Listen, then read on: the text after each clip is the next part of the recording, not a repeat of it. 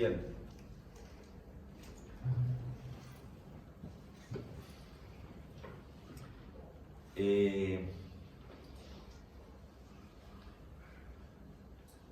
Tenemos como referente a nuestro Señor Jesucristo. Él es nuestro ejemplo a seguir. Creemos en Él. Lo adoramos a Él.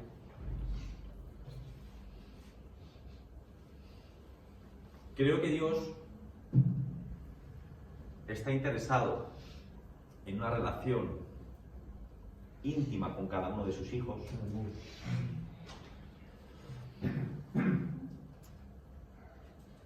Creo que la religiosidad es otra cosa.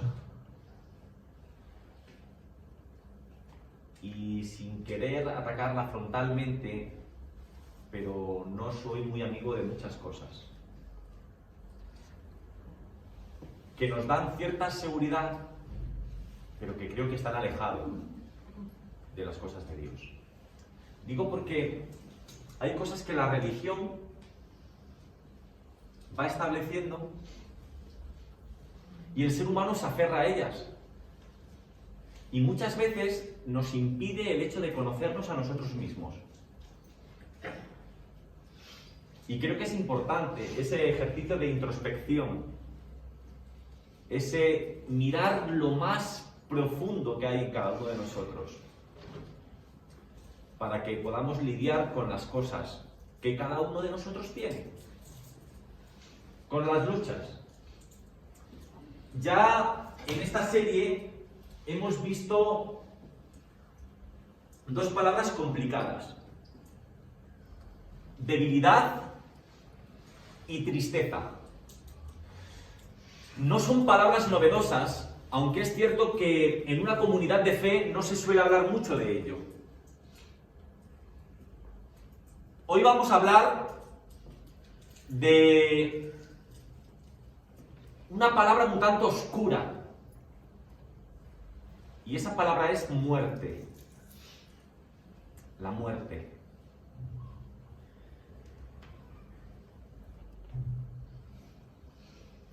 Nos gusta adornar la realidad.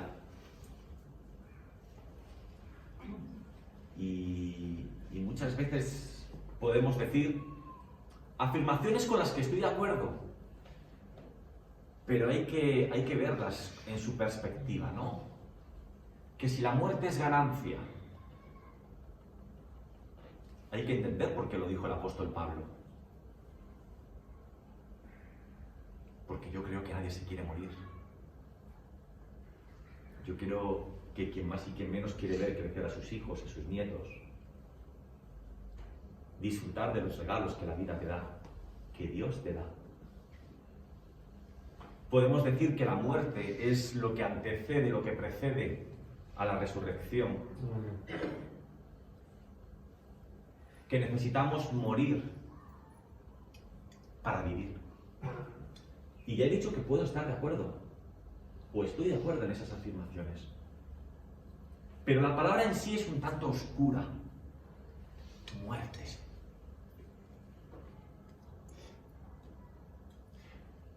Nos gusta hablar de otras cosas. Nos gusta hablar de otras palabras o de otros conceptos. Nos gusta hablar de fútbol, nos gusta hablar de economía, de política.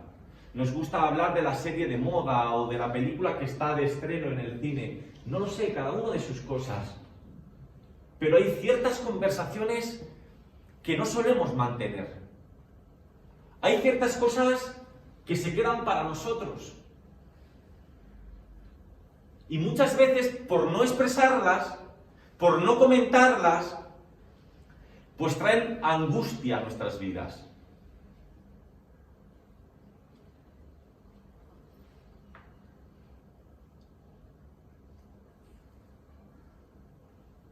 Carmen, ¿la conoce? ¿A su compatriota? ¿Conocen ustedes la canción Gracias a la vida? Gracias a la vida que me ha dado tanto. Bueno, es más, tengo ahí la letra. No se ve muy bien, pero si la lees con detenimiento, parece un salmo. Qué hermosa es la letra. La canta Mercedes Sosa, al menos la versión que yo conozco. Pero usted puede pensar, qué extraño, Félix, que quieras hablar de la muerte y hables de una canción que habla de la vida. Pero la cuestión es que Violeta Parra acabó suicidándose. Y uno se pregunta cómo una mujer que escribió una letra tan preciosa, tan hermosa, tan poética, tan agradecida con la vida, cómo esa persona acabó suicidándose. Y no hago este comentario con afán de criticar a esta mujer. Lo que sí quiero decir es que tú puedes tener ilusión por vivir, pero que el pensamiento de la muerte ronde tu cabeza.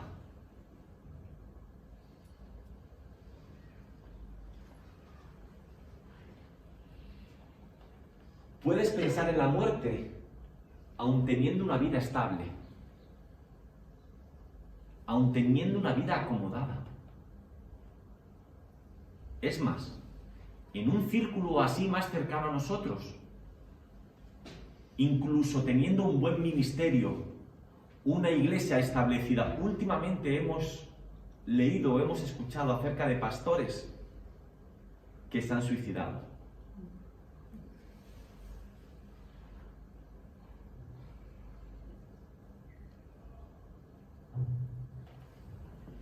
Miren,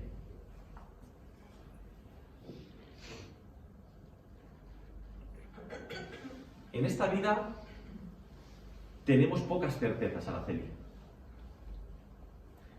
Nadie nos garantiza el mañana.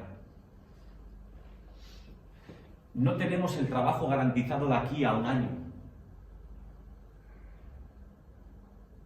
No sabemos si nuestros hijos nos darán nietos. Garantías hay muy pocas. Pero hay una certeza que sí tenemos. Y es que tarde o temprano, por muy diversas razones, cada uno de nosotros nos enfrentaremos a la muerte. Y yo sé que desde el principio del cristianismo siempre se habló de que seríamos la última generación, que no conoceríamos la muerte porque el Señor vendría. Pero así estamos desde los tiempos del apóstol Pablo. Y ya han pasado 2000 años. Por tanto, hasta ahora, ser humano que ha nacido... Y sé que me vas a hablar de Enoc, me vas a hablar de Elías, pero quita esos casos. Ser humano que ha nacido, ser humano que ha fallecido. Así es que eso es una certeza, que tarde o temprano tendremos que morir. Es más, la vida es tan frágil. Uno se mira al espejo, Mónica, y se siente algo, pero somos tan frágiles. Un bichito por ahí pululando ya ha acabado con la vida de más de 2 millones de personas en el mundo. Y a veces tengo la sensación de que no hemos aprendido nada, de que no somos conscientes de nuestra realidad, de que no somos conscientes de nuestra fragilidad. Y vemos las aglomeraciones en los centros comerciales. Y vemos que se organizan fiestas clandestinas. En las colas no guardamos un mínimo de seguridad. No somos conscientes de lo frágiles que somos. Yo no sé si usted suele hablar de estas cosas con sus amigos o con su familia. Acerca de la muerte.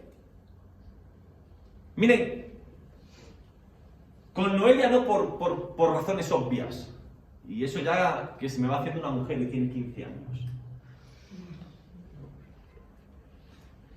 Pero con Marimar y con Alberto, yo sí he hablado acerca de la muerte. Con Marimar me cuesta más, porque es aprensiva, no quiere hacerse a la idea. Con Alberto me resulta más fácil hablar de estos temas. Y son temas delicados, pero soy de las personas que le gusta dejar todo atado y bien atado. No suelo dejar nunca nada al azar.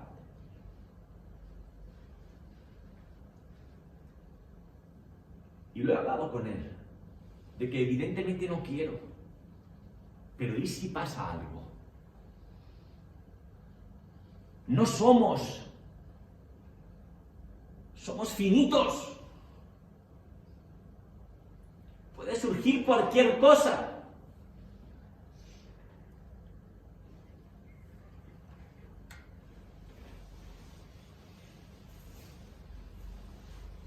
Y lo he hablado. Y lo hablamos. Pero miren, Araceli, que usted y yo, que Sofía y Mónica, que algún día tendremos que partir, eso lo entendemos. Pero la cuestión es, ¿por qué hay gente que desearía morir? Yo quiero que te hagas unas preguntas en esta mañana. Y no se preocupen que va a ser algo más ameno. La introducción así es un poco así como tenebrosa, pero es que la palabra es un poco oscura. Pero miren, quiero que te hagas esta pregunta. No verbalices la respuesta, simplemente para que pienses en ello. ¿Alguna vez, por la circunstancia que sea, alguna vez has deseado la muerte? No era necesario, pero gracias. ¿Alguna vez has deseado la muerte?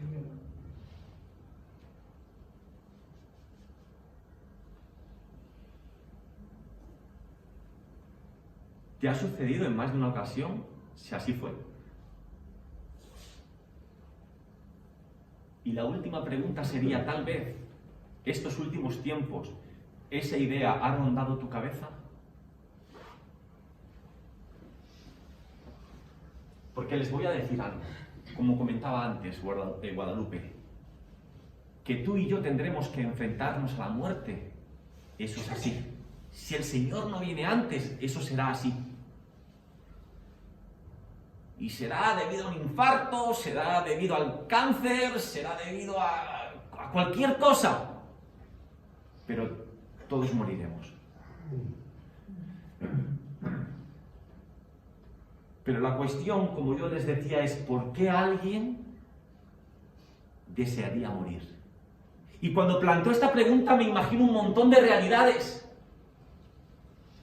Y pienso que hay personas que tienen argumentos de peso. Entiendo que hay personas que sufren enfermedades terminales y que incluso para rascarse tienen que pedir ayuda, porque no se valen por sí mismas. Entiendo que hay personas que están muy mayores, que consideran que su ciclo en la vida ya ha pasado, que la vida se les hace muy dura, porque su pareja de toda la vida ha partido. Me daba mucha pena verle en la terraza a nuestro vecino del primero, a este señor. Algo ha cambiado en él desde que su mujer falleció. Y es normal. Tus hijos ya no dependen de ti. Tus nietos tal vez te visiten de tanto en cuanto. Tu mujer con la que has compartido 50, 60 años de matrimonio se fue. ¿Qué me queda? ¿Qué me queda? También comprendo a esas personas que viven un verdadero infierno aquí en la tierra y que ven la muerte como una salida digna a su sufrimiento. Pero la pregunta, Araceli, que yo me hago es, obviando a estas personas, considerando a esas que entendemos que están bien, ¿qué les lleva a pensar en la muerte como una solución.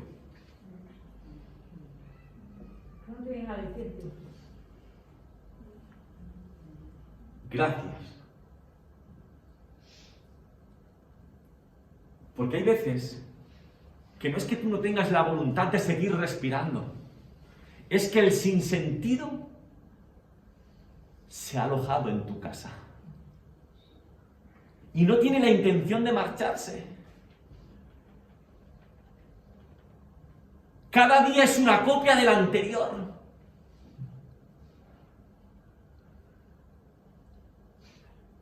La vida perdió su sentido, carece de alegría. No hay metas, no hay objetivos. Es un sufrir, sufrir y seguir sufriendo. Y les voy a decir una cosa, yo no pretendo diagnosticarte si es que alguna vez has pensado en la muerte como una solución. No, yo no pretendo diagnosticarte, ni decirte una frase sencilla. Quiero invitarte a que hagas ese trabajo de introspección, de no conformarte con palabras sencillas y escarbar, porque una cosa es que te sientas miserable y otra cosa muy distinta es tratar de saber por qué te sientes miserable. Y no lo sé, porque tal vez para muchos pueden ser sueños incumplidos. Tenías una meta, no la alcanzaste y eso trajo decepción a tu vida.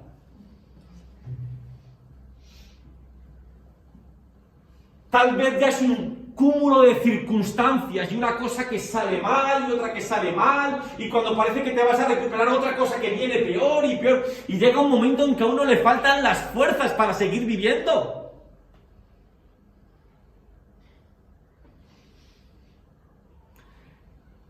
Y os quiero decir una cosa, hermanos, amigos, que estamos en la iglesia. El Evangelio es muchas cosas. El Evangelio es vida. El Evangelio es esperanza. El Evangelio es amor. El Evangelio es gracia. Pero lo que no es el Evangelio es magia.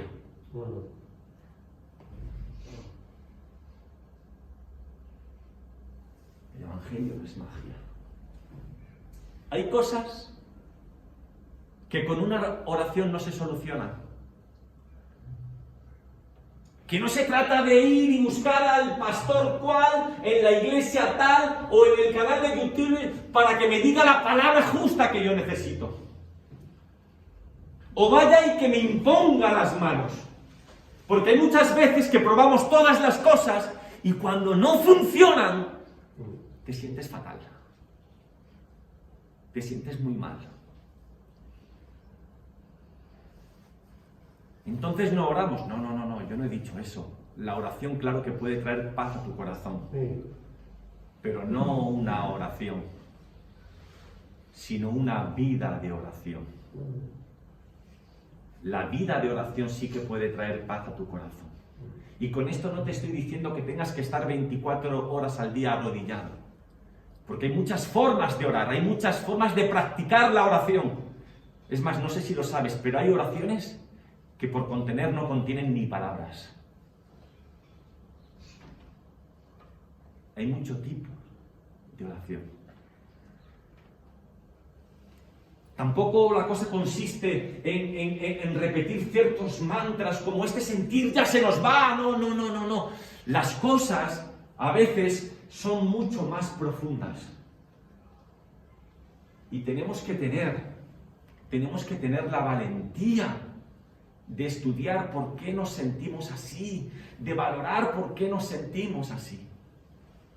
Y yo les he dicho en esta mañana que no pretendo diagnosticarte si alguna vez has tenido este sentimiento o este deseo. Pero quiero hablarte de dos personas, de dos personajes bíblicos que desearon la muerte. Por si te sirve de ayuda. Para que no te sientas un enfermo. Para que no te sientas un carnal. Para que no sientas que lo que estás sufriendo contrista a Dios, para que veas que otras personas muy cercanas a Él desearon la muerte en un momento puntual de su vida y nos pueda ayudar. Nos pueda ayudar a superar esta situación. Miren, vamos a leer una serie de textos.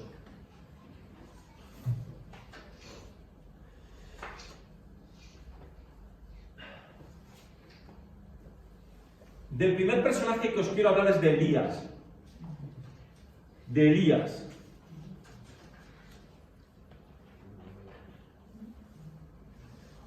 Primera de Reyes, capítulo 19, versículos del 4 al 6. Primera de Reyes, capítulo 19, versículos del 4 al 6. Yo se lo voy a leer en versión Dios habla hoy. Dice: luego él se fue hacia el desierto y caminó durante un día, hasta que finalmente se sentó bajo una retama. Y era tal su deseo de morirse que dijo: basta ya, Señor, quítame la vida, pues yo no soy mejor que mis padres.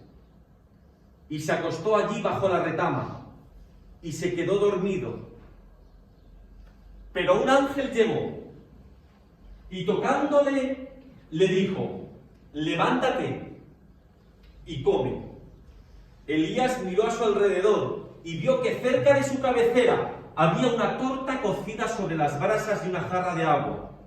Entonces se levantó y comió y bebió, después se volvió a acostar.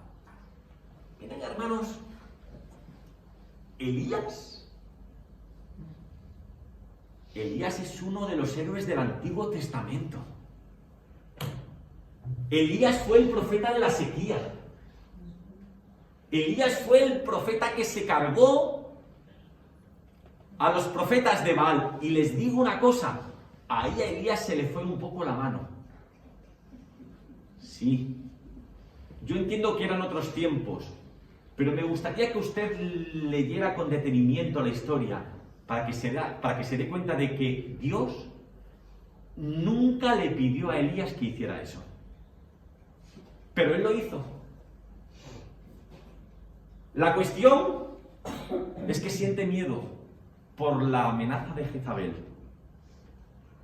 y huye al desierto. Siente temor, siente que no ha cumplido las expectativas. Las miras estaban muy altas, pero no obtiene el resultado que él deseaba y desea morir. Y me pregunta es, ¿qué hace Dios, Araceli? ¿Qué hace Dios, Sofía, con alguien que ha actuado en nombre de Dios, pero que ahora huye, que ahora tiene miedo, que ahora desea morir? ¿Va Dios y le reprende? ¿Va Dios y le regaña?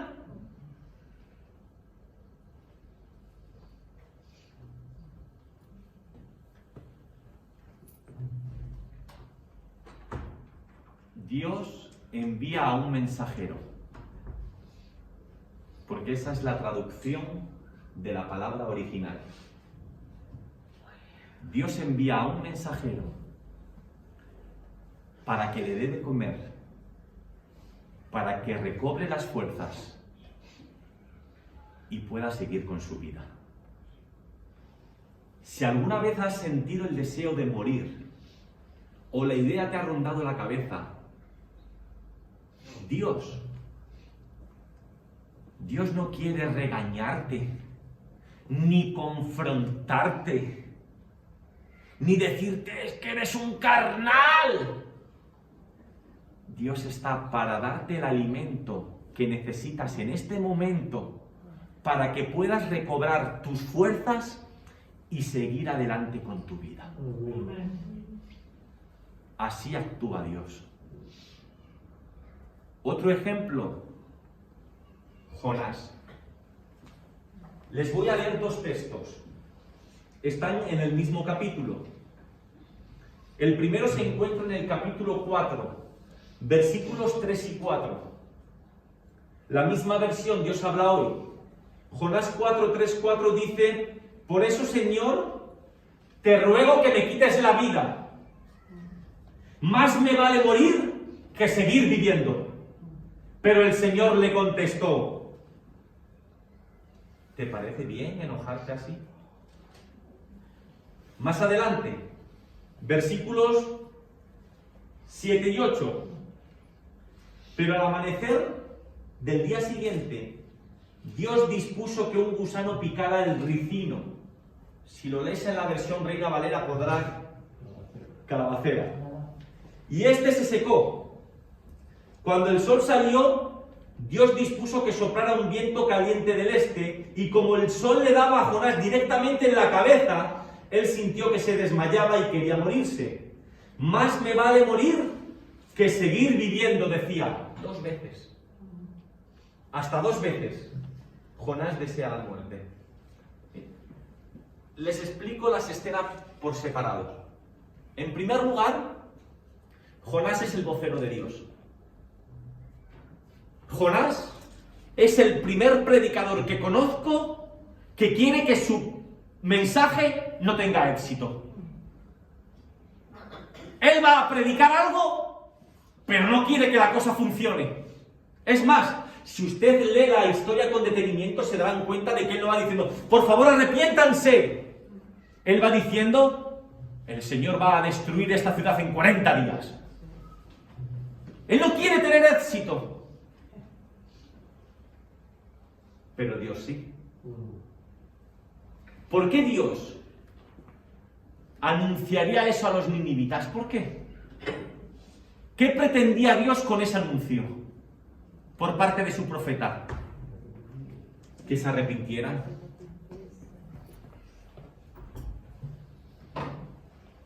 Que cambiaran su conducta, su forma de entender las cosas, su forma de vivir. Dios quería, pero Jonás no. ¿Y por qué Jonás no? Porque Jonás veía a los ninivitas como un enemigo potencial de su nación. A Jonás no le preocupaba la voluntad de Dios. A Jonás le preocupaba el bienestar de su nación. Por eso quiere que su predicación no tenga éxito. Por eso quiere que no se arrepientan y que Dios los destruya. Por eso, cuando ve que se arrepienten y que Dios les perdona, él se siente mal y desea la muerte. ¿Por qué? Porque él no puede soportar vivir en un mundo con un Dios tan misericordioso. No lo puede soportar. Y el segundo caso, Dios hace crecer una plantita. Y él está muy contento con la plantita. No sabemos si es que Jonás era calvo y le estaba dando el sol aquí en la azotea. La cuestión es que él está muy contento con la plantita. Pero un gusano la hiere, se seca, le cae encima y él se frustra. Porque todo le sale mal. Nada va como él pensaba. Quería que destruyera la ciudad, pero no lo hace. Se queda allí por si Dios cambia de opinión, pero no cambia. Y ahora encima la planta se seca, le da la calabacera. Se siente mal. Fíjese que él desea la muerte no después de razonar. No. Se coge un berrinche glorificado. Es la típica persona de que si no salen las cosas como yo quiero, prefiero morir. ¿Por qué te he explicado esta mañana estos 2 casos? Para que entiendas que si alguna vez la muerte se pasó por tu cabeza, no estás solo. Hay personas estrechamente relacionadas con Dios que desearon la muerte. Y yo no sé si tú tienes mayores o menores argumentos que estos hombres, pero sí te digo que no estás solo. Voy a acabar con algo en esta mañana. Yo no sé, porque salvo algunos, pues quien más y quien menos viene de otras iglesias, ¿no? Yo sé que hay iglesias que tienen por costumbre cada cierto tiempo repetir el Salmo 23. El Salmo 23. Es muy cortito, yo lo voy a leer. Y luego voy a hacerle unas preguntas. Quiero que piensen en esto. Para terminar viendo cómo Dios trabaja en nosotros. Dice el Salmo 23.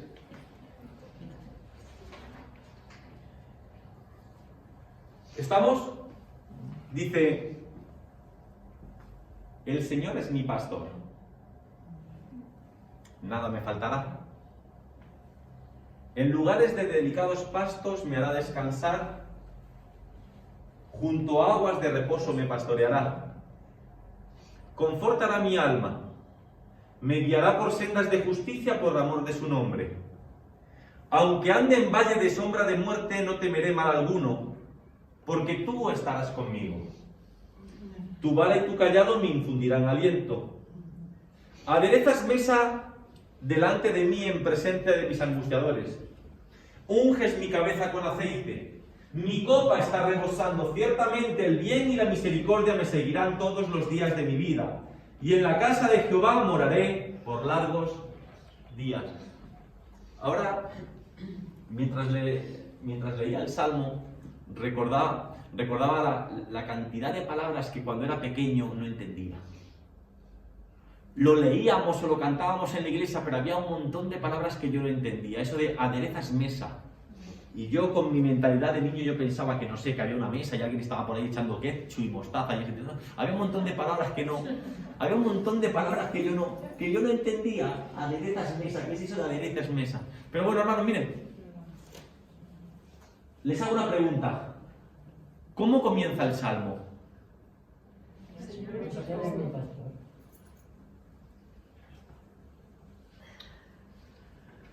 Nos describe a Dios como un pastor.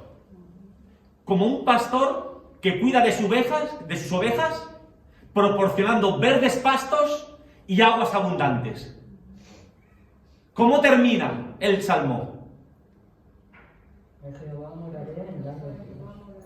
Termina explicando que Dios nos está preparando un banquete. No es la última frase, pero así termina el Salmo. Dios preparándonos un banquete. Pero en medio de eso, en medio de un pastor que cuida de cada uno de nosotros con verdes pastos, con aguas abundantes, y antes de prepararnos un banquete, hay un valle. Un valle por el que muchos de nosotros pasamos. Y es en ese valle cuando sientes el soplo de la muerte en tu nuca. Entre una cosa y la otra hay valle. Hay valle. Pero lo más hermoso de este salmo es que en el original hebreo, justamente la mitad, ni una palabra antes, ni una palabra después, justo en la mitad del salmo, en la mitad, está esa frase que yo he puesto en rojo. Tú estarás conmigo. Miren, hermanos, 2-3 minutos y termino.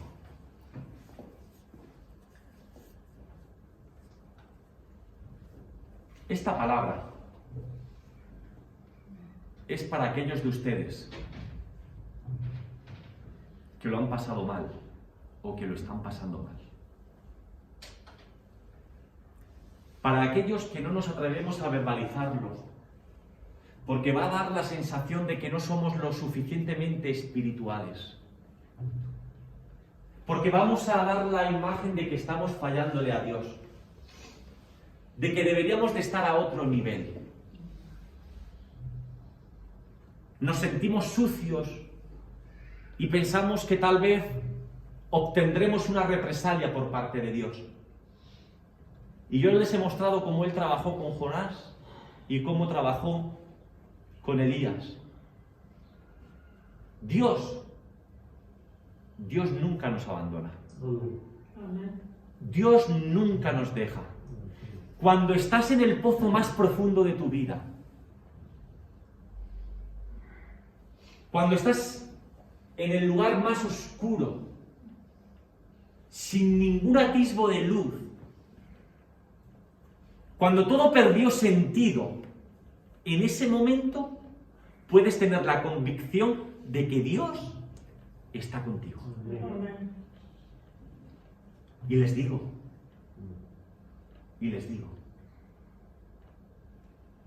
no me extrañaría que esta idea haya rondado por muchos de ustedes, presentes y ausentes.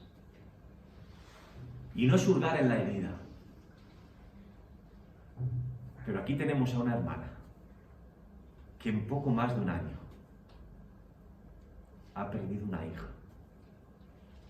Una hija que estaba esperando un nieto.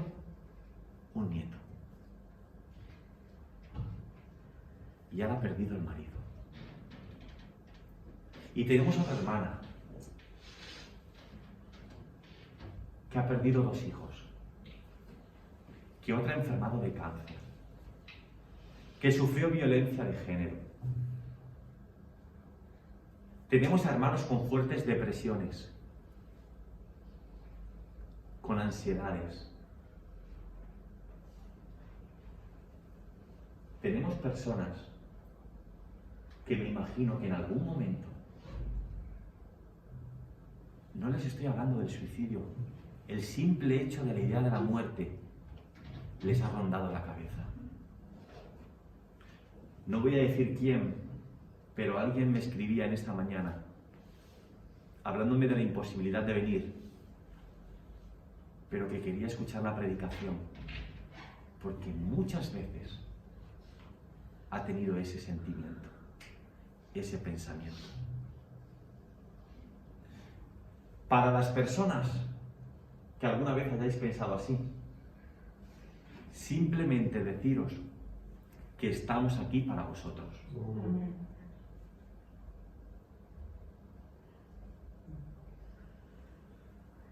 Y que le pido a Dios que nos dé dignidad y mayor humanidad para tratar con respeto y no con frivolidad a estas personas.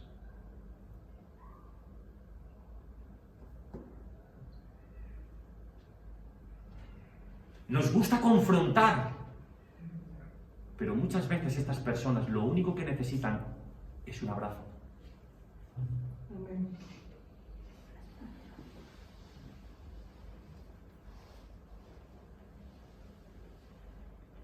Lo hizo con Elías, lo hizo con Jonás.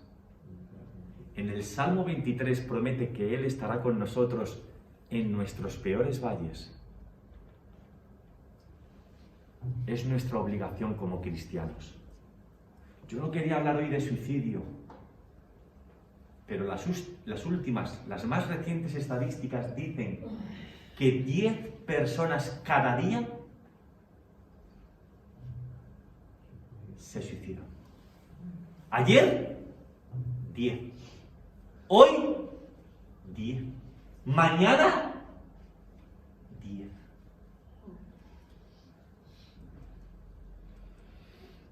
¿Qué hacemos como iglesia?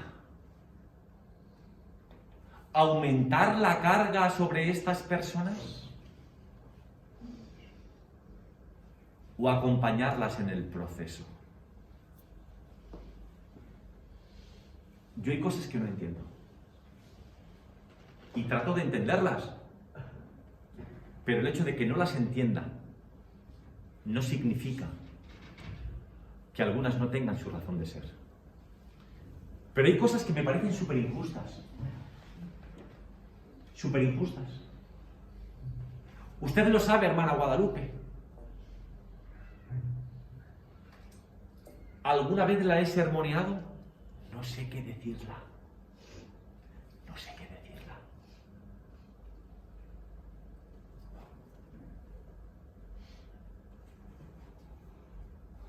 Porque es un sinsentido.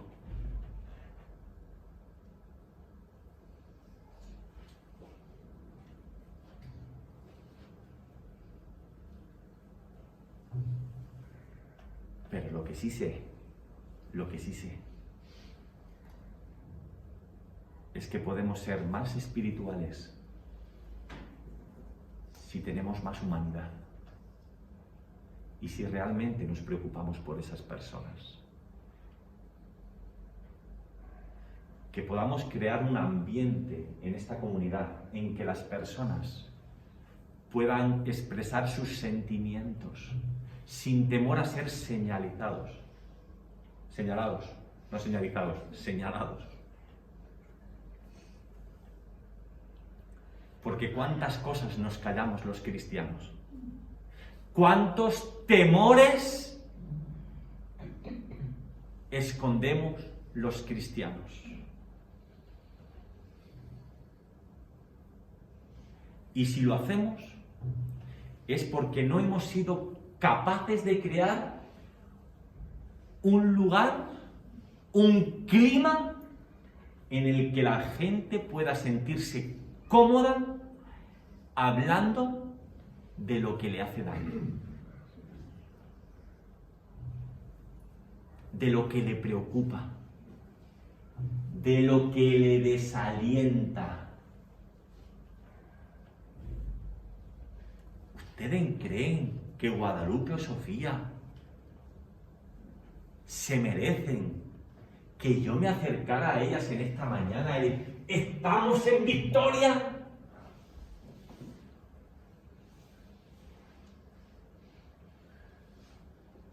Todo le va a ayudar para bien. Pues mira, Félix, que te ayude para bien a ti, pero yo quisiera conmigo a mi hija. Hermanos, decir cosas de memoria puede sonar espiritual, pero nos deshumaniza totalmente. Nos deshumaniza totalmente porque es que no hacemos el mínimo esfuerzo por ponernos en la piel de esa persona.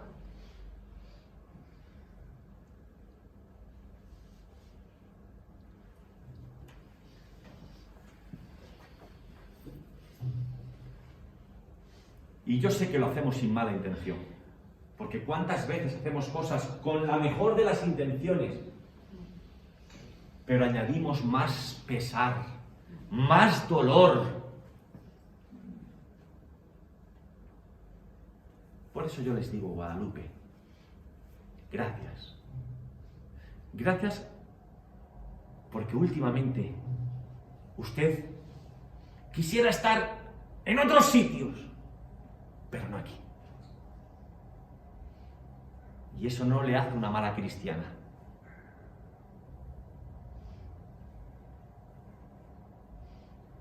Eso lo que me dice de usted es que es un ser humano, con sentimientos, con emociones, con dolor, y necesita de una comunidad que alivie y aplaque ese dolor, no que lo aumente. Y gracias, Sofía, por ese ejemplo de fortaleza, de entereza, pero que si algún día cae, nuestro deber como comunidad es de levantarla, porque tiene derecho a flaquear, a sentir dudas, a cuestionarse, a gritarle a Dios, ¿por qué? ¿Habrá algo que me salga bien? Para eso hace falta la iglesia, hermanos. Porque para cantar, puedo cantar en mi casa. Para orar, puedo orar en mi casa. La iglesia la necesito en cuanto somos comunidad y nos preocupamos los unos por los otros. Porque ese es el ejemplo de Dios.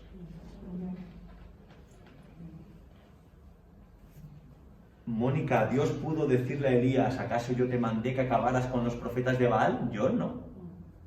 Yo no lo mandé. Asume las consecuencias. Ahora tienes miedo de la Jessie, ¿verdad? La hiciste, la pagas. No. Él estuvo ahí para alimentarte, animarte, para que sigas caminando.